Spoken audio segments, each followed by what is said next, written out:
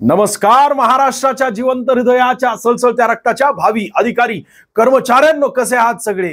नेमकं काय चालू आहे? सोन्या, मागच्या आठवड्यामध्ये घडलेल्या महत्त्वाच्या घटना या आठवड्यामध्ये आपण सोमवार आणि मंगळवार या 2 दिवसांमध्ये बघत असतो. आज मंगळवार आहे, याचा अर्थ काय? तर मागच्या आठवड्यात घडलेल्या घटनांचा भाग 1 आपण काल अपलोड केलेला आहे. सुंदररित्या अशी बॅच आपण लॉन्च केलेली महाराष्ट्र अकॅडमीच्या ॲपवर. तुम्ही गेल्यानंतर तिथे जाऊन तुम्हाला फक्त ॲपवर सर्च करायचं आहे. बॅच आपली स्पेशल करंट अफेअर्सची बॅच असणार आहे. काल काय महत्त्वाचे मुद्दे बघितले होते, म्हणजे मागच्या व्हिडिओमध्ये काय महत्त्वाचे मुद्दे बघितले होते त्यावर थोडीशी रिव्हिजन करूया आणि मग आजचा जो पॉइंट आहे इथून सुरुवात करूया. बघा, आपण निवडणूक अख्खी सुंदररित्या कव्हर केलेली आहे. ठीक आहे, यामध्ये कशा प्रकारे सगळे मुद्दे आपण कव्हर केलेत. फक्त स्लाइड बघत जा, पॉज करून तुम्हाला जे महत्त्वाचं वाटतंय ते टिपून घ्या. बाकी आपण मागच्या व्हिडिओजमध्ये सगळं काही कव्हर केलेलं आहे. पुन्हा एकदा व्हिडिओ बघा. आपल्या बॅचचे विद्यार्थी जे त्यांनी एकदा पुन्हा व्हिडिओ बघणं फार गरजेचं आहे. एक व्हिडिओ 2 वेळा कमीत कमी बघणं गरजेचं आहे. अन्य विजेत्यांमध्ये सुद्धा हे एवढं महत्त्वाचं नाही. मी आपल्या व्हिडिओमध्ये सांगितलेलं मागच्या की महत्त्वाचं काय आहे. सगळी माहिती या ठिकाणी तुम्हाला दिसत आहे. प्रमुख विजेते प्रत्येक वेळेस तुम्हाला विचारले जाऊ शकतात कोणत्याही परीक्षेमध्ये. 3ही महत्त्वाचे व्यक्ती आहेत आणि 3ही व्यक्तींचे जे तुम्हाला मतदारसंघ विचारले जाऊ शकतात. दुसरं म्हणजे इथे विरोधी पक्ष नेते आहेत. त्याचसोबत या ठिकाणी काय तर कालिदास कोळंबकर 9व्यांदा म्हणजे सर्वाधिक वेळा निवडून आलेले आहेत. कोणत्याही परीक्षेमध्ये कसाही प्रश्न विचारला जाऊ शकतो. हे विधानसभेचे म्हणजे यापूर्वीचे म्हणजे 14व्या विधानसभेचे ते अध्यक्ष होते. ठीक आहे, बाकी अजून सर्वाधिक व कमी फरकाने निवडून आलेले या ठिकाणी दिलेलं आहे. बाकी सर्वात जास्त टक्केवारीचा जर विचार केला तर भाजपला सर्वात जास्त मतदान मिळालेले या ठिकाणी गरीब.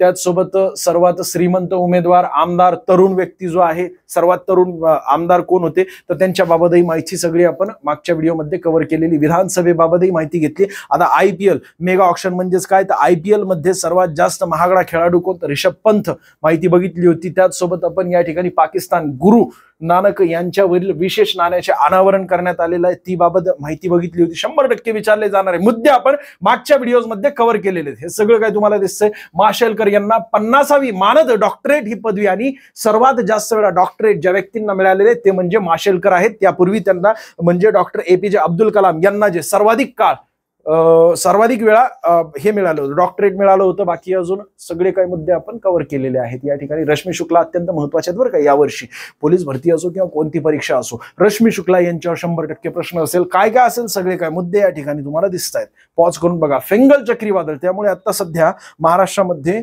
उन्हाळ्यासारखी परिस्थिती निर्माण झालेली. म्हणजे बघा, हिवाळा चालू असून सुद्धा उन्हाळा सारखं गरमत आहे. त्याचं कारण काय तर हेच फेंगल चक्रीवादळ आहे. मग कुठे येऊन धडकला तर तमिळनाडूच्या किनाऱ्यावर 25 नोव्हेंबरला येऊन धडकला होता. त्याचा परिणाम जो आहे वातावरणात बदल आपल्याला दिसतो. नाव कोणी दिलं? Saudi Arabia. विचारलं जाऊ शकते याही मुद्द्याला. महत्त्वाचे चक्रीवादळ सुद्धा आपण कव्हर केले आहेत मागच्या लेक्चरमध्ये. त्यातील सर्वात महत्त्वाचा दाना चक्रीवादळ आहे, रेमन चक्रीवादळ आहे आणि हा बिपरजॉय. याच्यावर 4 ते 5 वेळा प्रश्न बघितलेले आहेत मी आतापर्यंत मागच्या या 2024च्या प्रश्नपत्रिकेमध्ये. हा महत्त्वाचा आहे चक्रीवादळ जो गुजरातच्या किनाऱ्याला येऊन धडकला होता. बाकी विश्व शांती पुरस्कार पंतप्रधान नरेंद्र मोदी यांना मिळाला होता, त्याबाबत आपण माहिती घेतलेली आहे. या पुरस्काराचं नाव लक्षात ठेवा, doctor Martin Luther king junior विश्व शांती पुरस्कार आहे. अजून काय तर IPL 2025 लिलाव, काय काय महत्त्वाच्या घटना होत्या सगळं काय आपण केलेलं आहे. क्रमाने कोणाला किती रुपयापर्यंत म्हणजे कोणत्या टीमने घेतलेले ते सुद्धा आपण बघितलं होतं. त्याचसोबत IPL बद्दल महत्त्वाची माहिती यामध्ये सुरुवात, प्रशासक,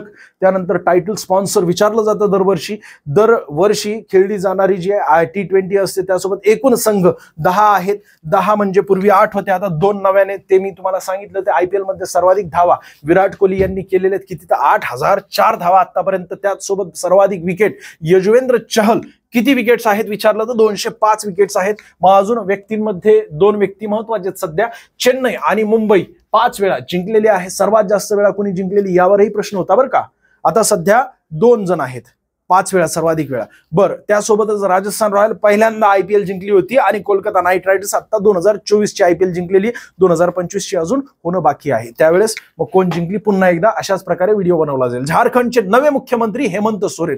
इलेक्शन झाले होते की नाही मागच्या व्हिडिओमध्ये हे सुद्धा बघितलेलं आपण. ही संपूर्ण माहिती बघितली. इथे काय काय विचारलं जाऊ शकतं ते एकूण हेमंत सोरेन यांचा पक्ष तुम्हाला विचारला जाऊ शकतो. झारखंड मुक्ती मोर्चा 34 जागा ते जिंकलेले आहेत. तर एकूण विधानसभा किती तर 81 सदस्यांची विधानसभा आहे. ठीक आहे, आपल्या महाराष्ट्रासोबतच यांचे सुद्धा निवडणुका झाल्या होत्या. राज्यपाल सगळ्या राज्यांच्या गरजेचे नसतात सोन्या.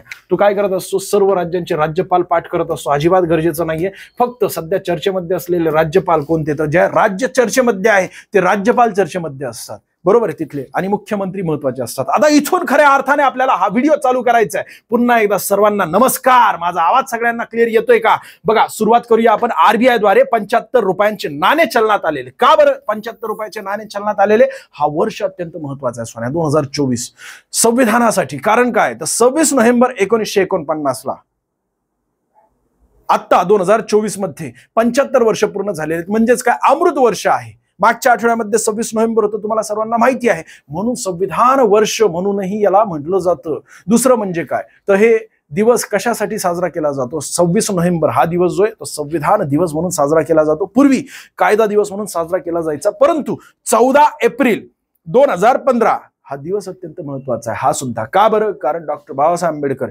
यांची जयंती होती 14 एप्रिलला, बरोबर आहे की नाही? 2015 125वी जयंती होती. आणि याचं औचित्य साधून जे भारत सरकारने घोषित केलं की आता 2015 पासून प्रत्येक दिवस म्हणजे दरवर्षीचा 26 नोव्हेंबर हा दिवस जो आहे तो संविधान दिवस म्हणून साजरा केला जाईल. पूर्वी काय म्हणून साजरा केला जायचा, तर कायदा दिवस म्हणून साजरा केला जायचा. बाकी पहिले संविधान संग्रहालय तुम्हाला जर विचारलं तर सोनीपत हरियाणा. कुठे आहे? सोनीपत हरियाणा. पहिले संविधान संग्रहालय तुम्हाला विचारलं तर सोनीपत हरियाणा आहे. ठीक आहे, सोनीपत, लगेच टिपून घ्यायला पाहिजे, हरियाणा. मग तुम्हाला विचारलं जाऊ शकतं अजून की संविधान उद्यान, आपल्या देशातील पहिलं संविधान उद्यान आपल्या पुण्यामध्ये आहे. सध्या संविधान फार मोठ्या प्रमाणात चर्चेत आहे. का बरं? कारण त्याला 75 वर्ष पूर्ण झालेत. अमृत वर्ष आहे ना सोन्या संविधान बनवून. म्हणून कशाही प्रकारे प्रश्न विचारला जाऊ शकतो. विशेषतः पुण्याच्या जिल्हा निवड समितीच्या वेगवेगळ्या परीक्षांमध्ये आपल्याला विचारलं जाऊ शकतं की पहिलं संविधान उद्यान आपल्या देशातील कोणतं, तर पुणे या ठिकाणी आहे. बाकी अजून विचारलं तुम्हाला तर पहिले संविधान साक्षर जिल्हा कोणता आहे असा प्रश्न विचारला तर केरळमधील कोल्लम हा जिल्हा जो आहे पहिला साक्षर जिल्हा. केरळ, कोल्लम हा जो आहे जिल्हा हा पहिला साक्षर जिल्हा ठरलेला आहे आपल्या देशात आहे. ठीक आहे. बाकी अजून विचारलं जाऊ शकतं याच दिवसाचं औचित्य साधून आरबीआय द्वारे 75 रुपयांचे नाणे चलनात आलेले आहे. बरं, राज्यघटनेची प्रत आता संस्कृत आणि मैथिली भाषेतही उपलब्ध करून देण्यात आलेली आहे. हे सुद्धा फार महत्वाचे. आता 2 भाषांमध्ये सुद्धा आपल्याला राज्यघटनेची प्रत मिळू शकते, संस्कृत आणि मैथिली या 2 भाषेमधून. विचारलं जाऊ शकतं अजून काय महत्वाचं आहे तर महत्वाच्या तारखा आपल्याला लक्षात ठेवणं गरजेचं आहे. जसं की 6 डिसेंबर 1946 संविधान सभेची स्थापना करण्यात आली होती. फ्रेंच पद्धतीनुसार संविधान सभेची स्थापना कुणाच्या पद्धतीनुसार आणि किती तारखेला विचारले गेलेले प्रश्न आहेत यापूर्वी. म्हणजे विशेषतः एमपीएससी पासून ते सर्व परीक्षांमध्ये आपल्याला ह्या तारखांवर अनेकदा प्रश्न आलेले आहेत. 9 डिसेंबर 1946 ही तारीख तर मी आतापर्यंत म्हणजे या तारखेवर आतापर्यंत मी 100 पेक्षा अधिक वेळा प्रश्न बघितलेले आहेत की 9 डिसेंबर 1946 ला पहिली बैठक भरली होती. याच पहिल्या बैठकीमध्ये तात्पुरताचे अध्यक्ष निश्चित करण्यात आले होते. फ्रेंच या ठिकाणी सुद्धा म्हणजे फ्रेंचच्या राज्यघटनेनुसार किंवा तिथले फ्रेंच मध्ये ज्या वेळेस नवीन सदस्य निवडून येतात त्यावेळेस तात्पुरताचे अध्यक्ष जे असतात ते सर्वात वयोवृद्ध असतात आणि मग ते सर्वांना शपथ देतात. पहिले ते शपथ घेतात राष्ट्रप्रमुखाद्वारे आणि मग नंतर ते सर्वांना शपथ देत असतात. तशाच प्रकारे आपल्याही संविधान सभेतील तात्पुरताचे अध्यक्ष सच्चिदानंद सिन्हा हे सर्वात वयोवृद्ध होते आणि त्यांनी शपथ घेतल्यानंतर मग बाकीच्यांना त्यांनी शपथ दिली. मग बाकीच्यांनी शपथ घेतल्यानंतर मग त्यांच्या हातामध्ये पॉवर आली.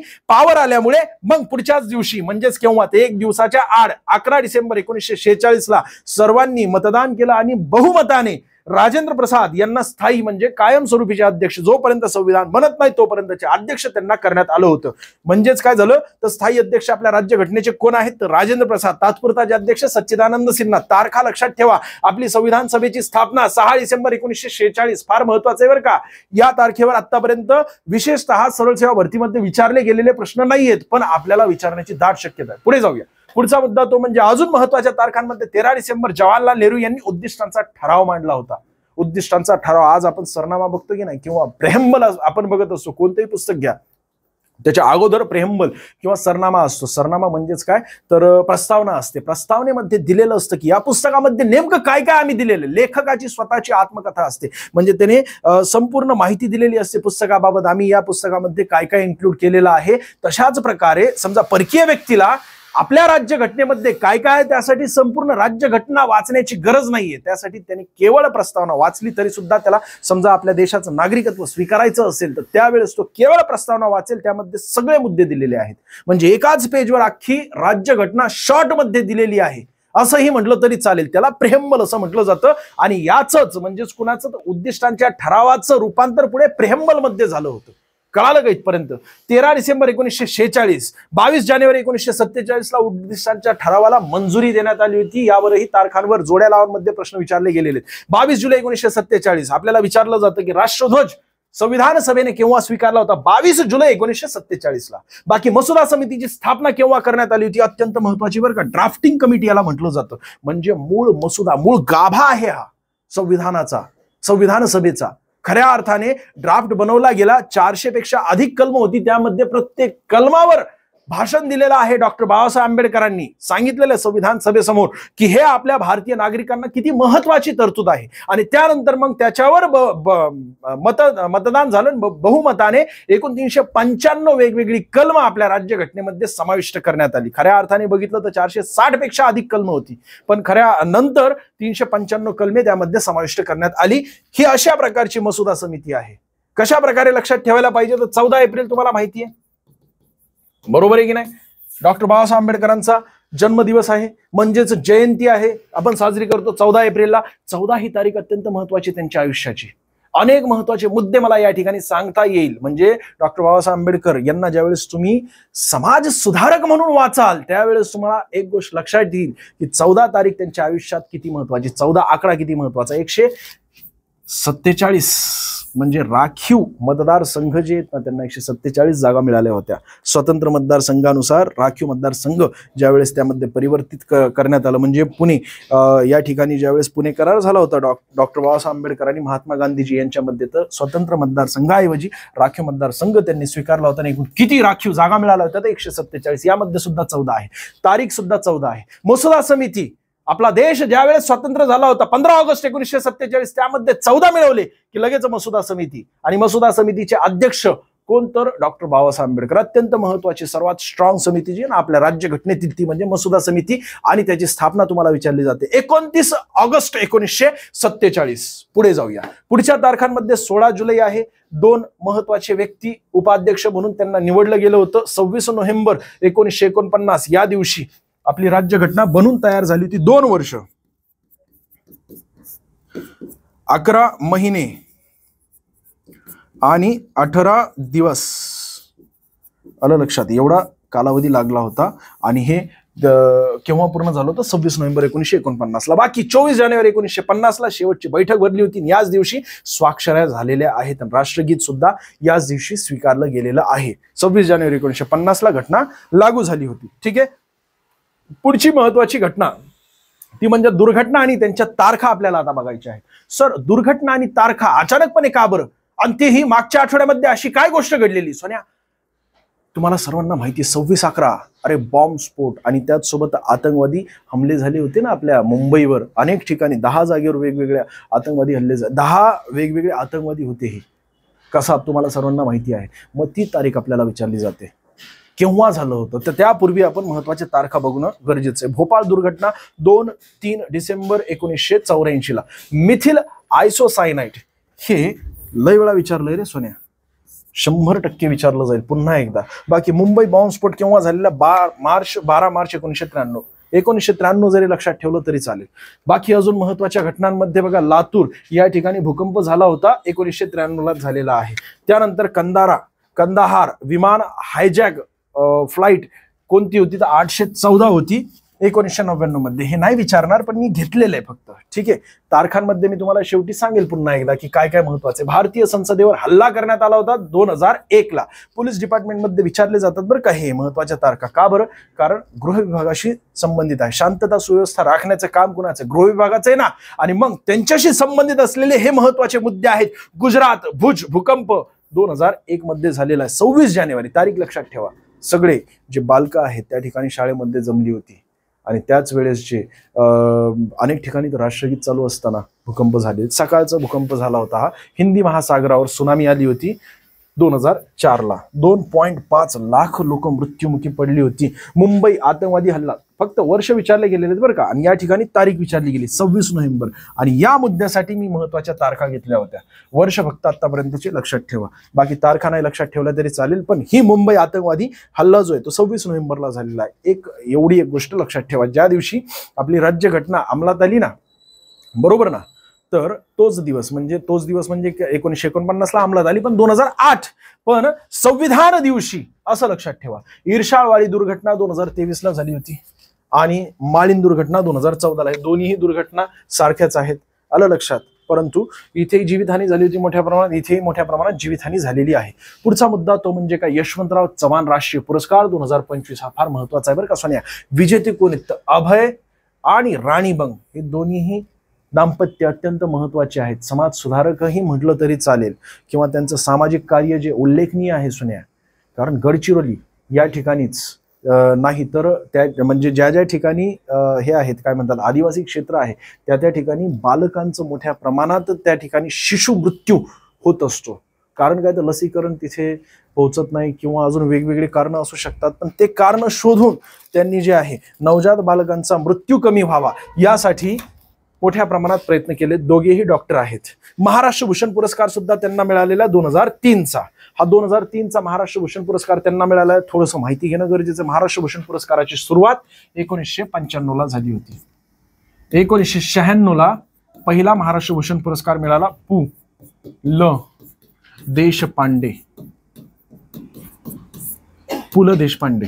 बाकी पु ल देशपांडे यांना मिळालेला आहे. महत्वाचं म्हणजे अजून 1997चा पुरस्कार लक्षात ठेवा, लता मंगेशकर यांना मिळालेला. लता मंगेशकर का बरं लक्षात ठेवायचं? कारण त्या पहिल्या महिला आहेत ज्यांना महाराष्ट्र भूषण पुरस्कार मिळालेला आहे. महाराष्ट्र भूषण पुरस्कार आपल्या महाराष्ट्रातील सर्वोच्च पुरस्कार आहे. मग आता 2024चा अशोक सराफ यांना मिळाला होता. 2023चा पुरस्कार 2024ला दिला गेलेला आहे. अशोक सराफ यांना मिळालेला आहे. त्यापूर्वी जोडी जर विचारात घेतली तर लता मंगेशकर यांची बहीण आशा भोसले यांना सुद्धा 2021चा पुरस्कार मिळाला आहे महाराष्ट्र भूषण पुरस्कार. त्यांच्यापूर्वी जे 2022चा 2023ला दिला गेला होता आप्पासाहेब धर्माधिकारी यांना महाराष्ट्र भूषण पुरस्कार, आणि त्यांच्या वडिलांना सुद्धा देण्यात आला 2008ला. त्यांचं नाव नानासाहेब धर्माधिकारी. आलं लक्षात. म्हणजे पिता पुत्र यांची जोडी, बहिणी बहिणींची जोडी, यावर आपल्याला प्रश्न विचारला जातो. महाराष्ट्र भूषण पुरस्कार 2003चा अभय बंग आणि राणी बंग या दाम्पत्यांना मिळालेला आहे. महत्वाचं म्हणजे नवजात बालकांचा मृत्यूदर कमी व्हावा यासाठी त्यांनी प्रयत्न केलेले. यशवंतराव चव्हाण राष्ट्रीय पुरस्कार 2025चा त्यांना मिळालेला आहे. म्हणजे घोषित झालेला आहे. 2025चा अजून द्यायचा आहे, परंतु 2025चा घोषित झालेला आहे. आलं लक्षात.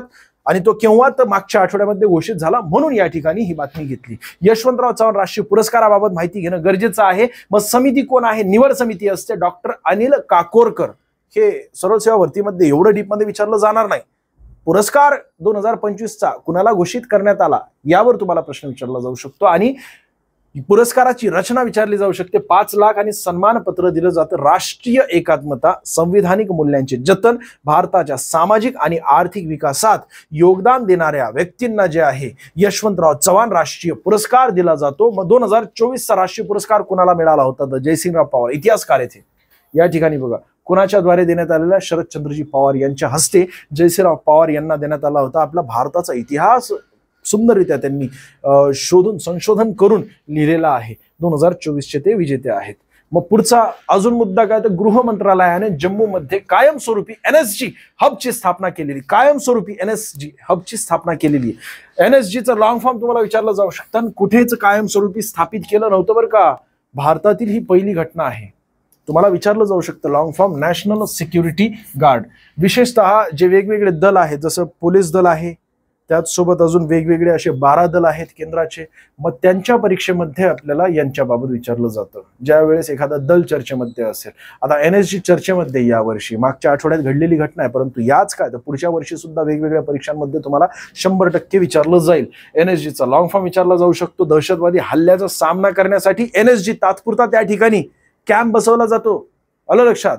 म्हणजे 144 तिथे लागू होतो, जमावबंदी लागू होते आणि NSGचे कमांडर त्या ठिकाणी उपस्थित असतात. परंतु कायमस्वरूपी आतापर्यंत कोणत्याही स्थानामध्ये NSGचं त्या ठिकाणी हब स्थापित केलं नव्हतं. पहिल्यांदा घडलेली घटना आहे ती कुठे, तर जम्मू काश्मीर या ठिकाणी 16 ऑक्टोबर 1984 ला NSGची स्थापना झाली होती. कशामुळे, तर भिंद्रावाले तुम्हाला सर्वांना माहिती आहे सुवर्ण मंदिरामध्ये ठाम मांडून बसले होते. त्यावेळेस आर्मीचा वापर करण्यात आला होता, एन्काउंटर झालं होतं. भिंद्रावाले यांनी स्वतंत्र खलिस्तानची मागणी करण्यासाठी त्या ठिकाणी ते सुवर्ण मंदिर अमृतसर या ठिकाणी ते ठाम मांडून बसले होते, शस्त्र घेऊन बसले होते. मग आतमध्ये जाऊन तिथे एन्काउंटर करण्यात आलं होतं. मुळात मंदिराच्या आतमध्ये जाऊन एन्काउंटर करणं ते चुकीचंच आहे, परंतु त्याचा पडसाद म्हणजे काय, तर इंदिरा गांधीजी यांचा मृत्यू झाला होता, म्हणजे त्यांच्यावर सुद्धा हल्ला झाला होता आणि मग त्यांचा त्यामध्ये मृत्यू झाला होता. बरोबर आहे. आणि या पार्श्वभूमीवर मग 16 ऑक्टोबर 1984 ला या NSGची स्थापना करण्यात आली. ब्रीद वाक्य 100% आपल्याला विचारलं जाऊ शकतं की सर्वत्र सर्वोत्तम आणि सुरक्षा. सोन्या 12 वेगवेगळे दल आहेत आणि तू 12 दल पाठ करून उपयोग नाहीये. NSG सध्या चर्चेमध्ये, लगेच लक्षात ठेवायला पाहिजे. 12 दलांचे ब्रीद वाक्य तू पाठ करणार. 12 दल जे स्थापना केव्हाची झाली, त्यांचे महासंचालक कोण आहेत ते गरजेचं नाहीये सोन्या. NSGचे महासंचालक गरजेचे. डायरेक्टर जनरल कोण आहेत, तर B श्रीनिवासन आहेत. सैनिक कसे असतात, तर ब्लॅक कॅट कमांडो असतात बरं का. 12th पासवर या ठिकाणी घेतलं जातं. अत्यंत सुंदर अशी पोस्ट आहे आणि फार काम करण्यासारखी पोस्ट आहे, सुंदर अशी पोस्ट आहे, पॉवरफुल पोस्ट आहे. दहशतवादाच्या गंभीर कृत्यांना आळा घालण्यासाठी केवळ अपवादात्मक परिस्थितीतच वापरली जाणारी ही महत्वाची दल आहे. आलं लक्षात, अपवादात्मक परिस्थितीमध्येच वापरली जाते. परंतु हे जे सैनिक असतात त्यांची ट्रेनिंग 2.5 वर्ष चालू असते आणि आयुष्यभर म्हटलं तरी, म्हणजे जोपर्यंत ते पदावर आहेत तोपर्यंत त्यांची ट्रेनिंग चालू असते असं म्हटलं तरी चालेल. बरोबर आहे ना. फार जबरदस्त काम असतं ते. पुढचं म्हणजे NSG प्रमाणेच वेगवेगळ्या देशांचे जे दल आहेत त्यामध्ये SAS आहे. कुणाचं, तर युनायटेड किंगडमचं आहे. आणि दुसरं म्हणजे GSG-9 जर्मनीचं, त्यांचंच आपण अनुकरण करून NSGची स्थापना केलेली. बघा ना त्यांचे कपडे बघा आणि आपल्या NSGचे कपडे या ठिकाणी दिलेले का, ठीक आहे नाही दिलेले, बॅकग्राऊंड मध्ये दिसत असेल, नीट क्लिअरली बघितलं. ब्लॅक कमांडो असतात हे, ठीक आहे. पुढे जाऊया. ब्लॅक कॅट कमांडो म्हणून त्यांना ओळखलं जातं. हे जे आहेत अशाच प्रकारे आपले सुद्धा कपडे असतात. पॉवरफुल व्यक्ती असतात, जबरदस्त. तटरक्षक दलाचा सॅरेक्स 24 सागरी सराव झालेला आहे. सागरी सराव असो किंवा युद्ध अभ्यास असो, 2 देशांमध्ये होत असतो किंवा एक देश अनेक देश त्यामध्ये असतात. भारत ज्यावेळेस त्या सागरी सराव किंवा कोणत्या युद्ध अभ्यासामध्ये सहभागी होत असतो 100% आपल्याला विचारलं जातं. मग तसे बघितले युद्ध अभ्यास तर 28 आहेत वेगवेगळे. मग हे 28 युद्ध अभ्यास पाठ करणं जोक नाहीये सोन्या. त्यासाठी फक्त मागील 2 ते 3 महिन्यापूर्वी, म्हणजे तुझी परीक्षा समजा आज असेल तर आजच्या पूर्वी 2 ते 3 महिन्यामध्ये जेवढे युद्ध अभ्यास झालेले आहेत वेगवेगळे ते आपल्याला लक्षात ठेवणं गरजेचं आहे. जसं की हा युद्ध अभ्यास मागच्या आठवड्यात झाला होता. तुमची जानेवारी किंवा फेब्रुवारीमध्ये परीक्षा असू शकते बरं का. मग त्यानुसार हा युद्ध अभ्यास तुम्हाला 100% विचारला जाऊ शकतो. कितवी आवृत्ती होती, 11वी आवृत्ती होती. कालावधी किती, तर 27 ते 30 नोव्हेंबर. बाकी स्थळ कुठलं आहे, तर कोची केरळ या ठिकाणी किनाऱ्यावर झालेला हा युद्ध अभ्यास आहे. आलं लक्षात. बाकी अजून महत्वाचं काय, तर भारतीय तटरक्षक दलाची स्थापना केव्हा झालेली, तर 1 फेब्रुवारी 1977 ला झालेली. मुख्यालय आपल्याला विचारलं जातं नवी दिल्ली या ठिकाणी आहे. आणि घोषवाक्य काय, वयम रक्षाम हे घोषवाक्य आहे. रुस्तमजी समितीच्या शिफारशीनुसार या भारतीय तटरक्षक दलाची स्थापना झाली होती. भारतीय तटरक्षक दलाची आता सध्या काय आहे हे, तर युद्ध अभ्यास, त्याचं नाव काय, तर सॅरेक्स 24 काय बरं नाव दिलेलं आहे, कारण 2024चं आहे. 2025 मध्ये झालं तर सॅरेक्स 25 असं असणार आहे त्याचं नाव. कालावधी 27 ते 30 नोव्हेंबर. कालावधी लक्षात ठेवू नका, पण स्थळ तुम्हाला विचारलं जातं, आवृत्ती विचारली जाते आणि त्याचसोबत सॅरेक्स नाव काय आहे, म्हणजे भारतीय तटरक्षक दलाचा जो युद्ध अभ्यास होत असतो त्याचं नाव काय, तर सॅरेक्स असं नाव आहे. 2024 असल्यामुळे 24 असं दिलं गेलेलं आहे. पुढे जाऊया. पुढचं म्हणजे तटरक्षक दलाचे महानिर्देशक किंवा महानिदेशक कोण आहेत, तर परमेश शिवमनी.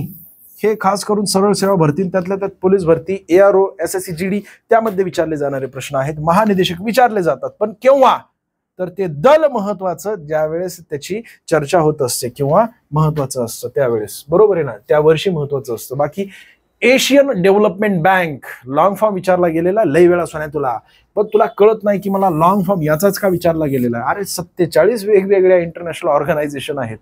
कुणाकुणाचा लॉंग फॉर्म तू लक्षात ठेवणार आहे. WT WTO World Trade Organization, गॅटचा लॉंग फॉर्म विचारला जातो, UNO चा लॉंग फॉर्म विचारला जातो, WHO चा लॉंग फॉर्म विचारला जातो, WB चा लॉंग फॉर्म विचारला जातो, IMF चा लॉंग फॉर्म विचारला जातो. त्याचसोबत असे अनेक आहेत किती ब्रिक्सचा लॉंग फॉर्म विचारला जातो.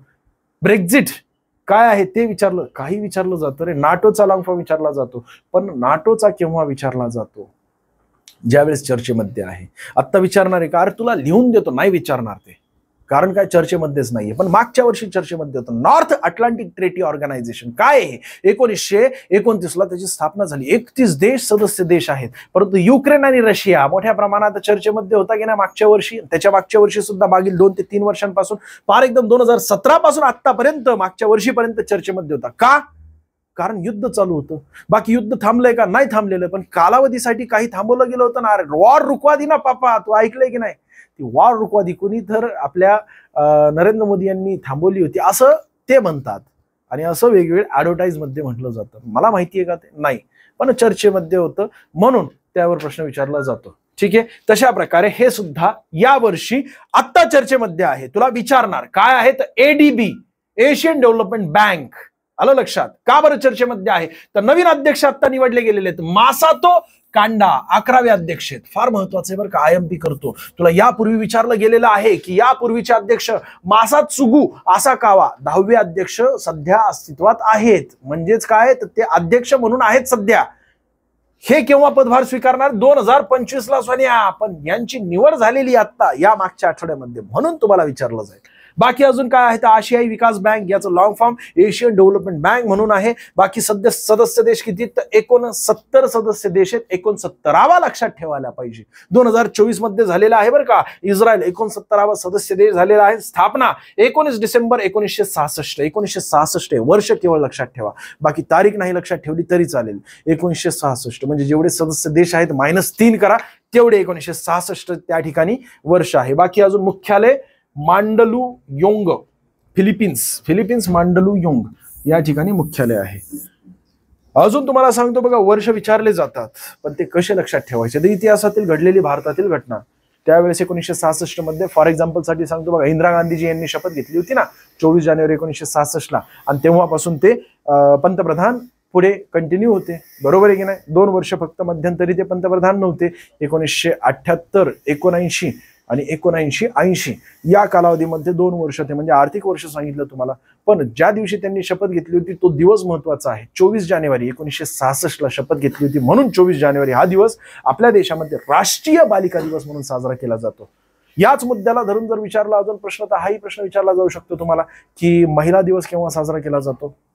कोणता? तर आपल्या महाराष्ट्र महिला दिवस केव्हा साजरा केला जातो, किंवा राज्य महिला दिवस केव्हा साजरा केला जातो? तर 3 जानेवारी, सावित्रीबाई फुले यांचा जन्मदिवस म्हणून 3 जानेवारी हा दिवस साजरा केला जातो. आणि केंद्रीय महिला दिवस 8 मार्च आहे. केंद्रीय नाही, आपले जागतिक महिला दिवस 8 मार्च आहे. कसाही प्रश्न येऊ दे रे सोन्या, अरे प्रश्न बघितला ना की तिथल्या तिथंच उत्तर यायला पाहिजे. ठुसके प्रश्न आहेत असा ॲटिट्यूड असायला पाहिजे. थोडा आपल्या लेवलचे प्रश्न विचारले नाहीत. एकही विद्यार्थी मला दिसत नाही बाहेर येताना परीक्षा हॉलच्या बाहेर आपल्या लेवलचे प्रश्न नाही येतो सर. आपल्याला एवढा दाबून अभ्यास केला सगळे ठुसके प्रश्न होते असं बोलणारा एकही नसतो. सगळ्यांचं एकदम जाताना जबरदस्त कॉन्फिडन्स मध्ये जात असतात. एकदम पुस्तक आणि ते डायरी विरी एकदम त्यामध्ये बारीक नोट्स, शॉर्ट नोट्स काढलेले असतात, आणि ते पाठ करू करू तो खंगला, वाचू खंगला, आणि आतमध्ये जाऊन बसतो, आणि तिथं गेल्यानंतर कुठेही काळ करून येतो, आणि बाहेर आल्यावर म्हणतो सगळं आउट ऑफ सिलेबस होतं, काय नाही आता काय ठेवलं नाही स्पर्धा परीक्षा. अरे ठुसक्या, तो अभ्यास केला नाहीये.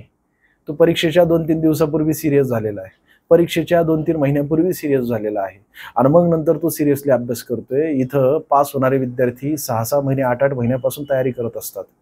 ग्राउंडची तर 2-2 वर्षापासून तयारी असते, परंतु अजूनही ऍडव्हर्टाईज नाही आली तरी सुद्धा ते तयारीमध्ये असतात. कळते का तुला सोन्या? शांततेचा कालावधी असाच वाया घालवत नाही. लॉकडाऊन मध्ये मी अनेकांना बघितलं, टेरिसवर यायचे आणि सकाळी संध्याकाळी टेरिसवर, आम्ही दिवसभर टेरिसवर बसायचो अभ्यास करत. दिवसभर झोपडी होती आपली शांततेत, नुसते ॲम्ब्युलन्सचे आवाज यायचे, टोले खात बाहेर फिरायचे मुलं, टाइमपास करायचे, ते लुडो खेळ, त्यानंतर अजून काय ते PUBG खेळ, आणि त्यातल्या त्याने इंस्टाग्रामवर ते नवीनच चालू झालं होतं त्यावेळेस कच्चा बदाम. सगळेजण कच्चा बदाम झाले होते. अरे काय हे, असं नसायला पाहिजे असं नाही. लक्ष दे, टार्गेट विसरू नकोस तू. हेच वय आहे तुझं. हे वय एक तर भटकवू शकतं, किंवा हे वय आयुष्यभरासाठी सुधारू शकतं, सगळं आयुष्य भविष्य सुधारू शकतं, हे वय अत्यंत महत्वाचं आहे. पुढे जाऊया. पुढचा मुद्दा तो म्हणजे 10वा भारतीय आंतरराष्ट्रीय विज्ञान महोत्सव. अरे देशातील सर्वात मोठा विज्ञान कार्यक्रम असतो, विज्ञान प्रदर्शन असतं, त्यामध्ये विज्ञानाबाबत मार्गदर्शन केलं जातं, वेगवेगळे शोध प्रबंध त्या ठिकाणी समजून सांगितले जातं. मार्गदर्शन करण्यासाठीच हे असतं, एवढं समजून घे. बाकी IIT गुवाहाटी, IIT म्हणजे इंडियन इन्स्टिट्यूट ऑफ टेक्नॉलॉजी, बरं का, ITI नाही, IIT गुवाहाटी या ठिकाणी आत्ताचं 2024चं 10वं भारतीय आंतरराष्ट्रीय विज्ञान महोत्सव पारित म्हणजे झालेलं आहे. सध्या चालू आहे 30 नोव्हेंबर ते 3 डिसेंबर यांच्या. आज 3 डिसेंबर आहे, आतापर्यंत त्या ठिकाणी चालू आहे. बाकी अजून काय भारतातील सर्वात मोठा विज्ञान कार्यक्रम आहे. तुम्हाला काय काय विचारलं जाऊ शकतं, ठिकाण 2024 कुठं झालं, कितवं होतं, तर 10वं होतं. बस एवढंच. बाकी थीम काय, transforming India into an SNT driven global manufacturing hub. नको लक्षात ठेव, एवढं मोठं तेही नाही विचारणार. विचारणारा जो आहे त्याला सुद्धा माहिती असायला पाहिजे ना, किंवा तो सुद्धा पाठ करून म्हणजे त्या ठिकाणी तशा प्रकारे तू प्रश्न टाकू शकतो. कळतंय का तुला सोन्या? आणि तो सुद्धा विचार करतो तुमच्या बाबत की तू एवढं कसं लक्षात ठेवणार आहे, बरोबर आहे ना. त्यासाठी तुला या ठिकाणी विचारलं जाईल, इथे या ठिकाणी विचारलं जाईल 2024चा कितवा होता, आणि कालावधी विचारला तर विचारला जाऊ शकतो, लईच डीप मध्ये विचारलं तर. आणि बाकी एवढं फक्त लक्षात ठेवा तुमच्या माहितीसाठी की भारतातील सर्वात मोठा विज्ञान कार्यक्रम आहे हा. यालाच काय म्हटलं जातं, तर भारतीय आंतरराष्ट्रीय विज्ञान महोत्सव असं म्हटलं जातं, महोत्सव असतो तो. बाकी अजून आयोजन कोणतं, केंद्रीय विज्ञान आणि तंत्रज्ञान मंत्रालय. सांगायची गरज आहे का रे? अरे हेच करणार आहेत की ना, विज्ञान तंत्रज्ञान मंत्रालय असणार आहे. केंद्रीय भूविज्ञान, ज्या ठिकाणी विज्ञान येते तंत्रज्ञान येते ते मंत्रालय सगळे या ठिकाणी आयोजन करत असतात. पहिली आवृत्ती 2015 मध्ये झाली होती. इथं विचारलं जाऊ शकतं बरं का, IIT दिल्ली या ठिकाणी. महत्वाचं काय काय, हे एक महत्वाचं आहे, दुसरं हे एक महत्वाचं आहे, तिसरं अजून विचारलं तर कालावधी विचारला जाऊ शकतो, लई डीप मध्ये विचारला तर, आणि कितवं तर 10वं. बस एवढंच लक्षात ठेव, जास्त लोड घेऊ नको सोन्या तू. 59वी महासंचालक आणि पोलीस महानिदेशक किंवा निरीक्षकांची अखिल भारतीय परिषद, म्हणजे आपल्या देशामधील जेवढे पोलीस महानिरीक्षक आहेत सर्वांची परिषद असते. DG असते, DGP असतात त्या ठिकाणी, आणि हे सगळेजण येत असतात त्या ठिकाणी मार्गदर्शन करण्यासाठी. स्वतः नरेंद्र मोदी असतात, मार्गदर्शन करत असतात कशा प्रकारे तुम्ही कोणकोणत्या गोष्टी करणं फार गरजेचं आहे, आपल्या गृह विभागामध्ये कशा प्रकारे तत्पर राहणं गरजेचं आहे, याबाबत मार्गदर्शन करणारी ही परिषद असते. आणि ही परिषद भुवनेश्वर.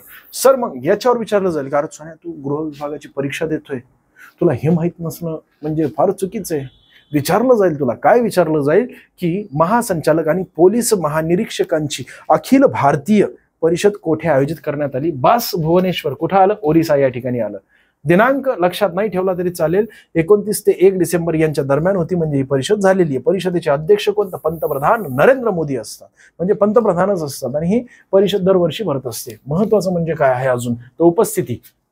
सर्व जेवढे DGP आहेत, डायरेक्टर जनरल ऑफ पोलीस, त्याचसोबत IGP म्हणजे इन्स्पेक्टर जनरल ऑफ पोलीस, त्याचसोबत विविध केंद्रीय पोलीस संघटना आणि निमलष्करी दलांचे प्रमुख, हे सर्व या ठिकाणी उपस्थित असतात.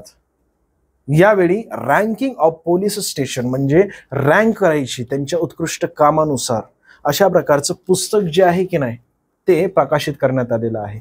त्यांच्या कामानुसार उत्कृष्ट काम केलेले जे वेगवेगळे पोलीस स्टेशन आहेत त्यांची रँक निश्चित केली गेलेली आहे. ते पुस्तक प्रकाशित केलं गेलेलं आहे याच परिषदेमध्ये. ठीक आहे. बाकी अजून पुढचा मुद्दा तो म्हणजे ओडिसाचे मुख्यमंत्री आपल्याला विचारले जाऊ शकतात. म्हणजे तो मुद्दा चर्चेमध्ये असेल एखादं राज्य तर मुख्यमंत्री लक्षात ठेवा, मोहन चरण मांझी आहेत. बाकी अजून तुम्हाला विचारलं तर ओडिसा राज्यपाल कोण आहेत, तर रघुबर दास आहेत. या ठिकाणी तुमचा फोटो दिसतोय. पुढच्या मुद्द्याकडे आपण जाऊया. बघा, K4 बॅलिस्टिक मिसाईलची यशस्वी चाचणी झालेली आहे. सोन्या काय काय लक्षात ठेवू मी, अरे महत्वाचं आहे सोन्या.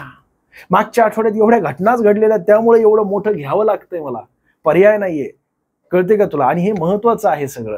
जे जे महत्वाचं तेवढंच घेतो. तुझ्या परीक्षेत काय काय विचारलं जाऊ शकतं, तर INS म्हणजे Indian naval ship, long form विचारला जाऊ शकतो. दुसरं म्हणजे काय, तर हे काय विचारलं जाऊ शकतं, K4 बॅलिस्टिक मिसाईल. कारण पहिल्यांदा घडली घटना आहे.